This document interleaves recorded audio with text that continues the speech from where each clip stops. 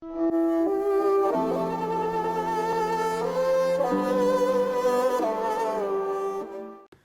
әдебиетінің асыл мұрасы Ілияс Жансүгіровтің құлагер поэмасы. Бұл шығармада ерлік, адалдық және ұлттық рухтың символы болған құлагер тұлпарының тағдыры баяндалады. Ендігі осы поэмадан әсерлі бір үзіндіге құлақ түрейік.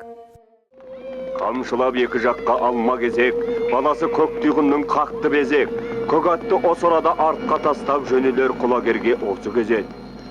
Лен жуған мен кеуде намыс ере, суық қол батыраштың жібергені, жалт етті жайдың оты жүрегінен кек қайнап мұз құйылып жүре берді.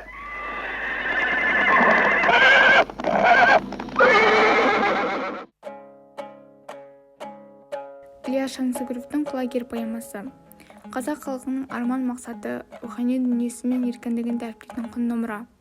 Поэмада құлагер тұлпары тек жүйрік ат қана емес, ол қалың қазақтың ұлттық мақтанышы, еркіндіктің, адалдықтың, әділеттің бейнесі. Ақан серінің құлагерге деген шексіз махаббаты оның қайғылы тағдыры арқылы ақын халықтың жүрегіндегі мұң мен қайғыны жеткізеді. Тұлпардың қайғысы арқылы қоғамдағы әділетсіздіктер мен теңсіздіктер айқын көрінеді. Құлагердің өлімі бұл тек аттың емес, халықтың жоғалтуы, ар-намыстың тапталуы, асылдың құрбандығы.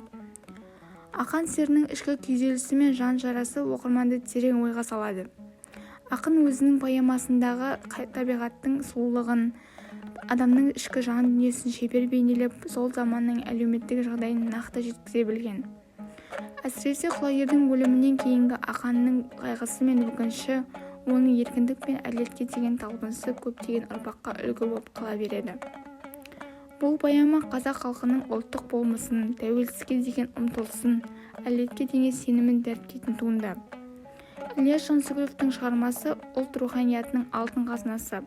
Ол мәңгілікке сақталатын әрі әр оқырманның жүрегінен жол табатын туындылардың бірі.